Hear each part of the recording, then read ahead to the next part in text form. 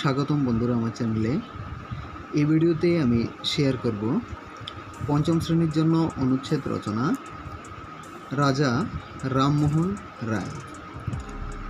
ভারত পথিক মহাত্মা রামমোহন রায় ভারতবর্ষে একজন বিশিষ্ট সমাজ সংস্কারক।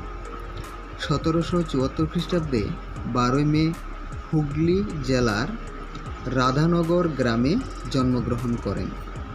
পিতা রমাকান্ত রায় এবং মাতা তারিণী দেবী। তাদের প্রকৃত উপাধি বন্দ্যোপাধ্যায়। রামমোহন 16 বছর বয়সেই হিন্দু ধর্মের মূর্তি পূজা ও গুলামির বিরুদ্ধে বিদ্রোহ করে পুস্তক রচনা করেন। তার মূল বিশ্বাস ছিল একেশ্বরবাদ।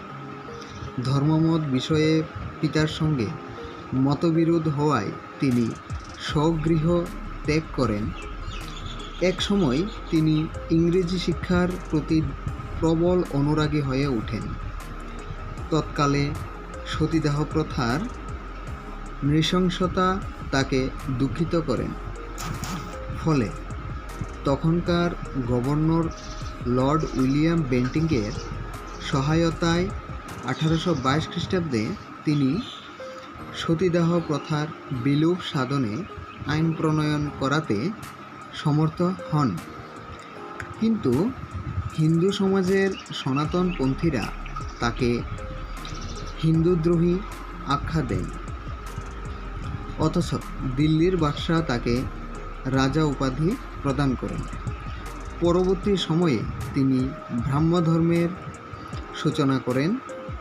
রামমোহন 30টি বাংলা গ্রন্থ এবং 39টি ইংরেজি গ্রন্থ রচনা করেন।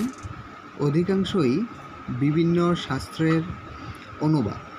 তার বিখ্যাত গ্রন্থ গৌড়ীয় বাংলা ব্যাকরণ 1833 খ্রিস্টাব্দে 27 সেপ্টেম্বর তিনি ইহলোক ত্যাগ করেন। রাজা রামমোহন রায়কে বলা হয় নবজাগরণের অগ্রদূত। রচনাটি এখানে শেষ।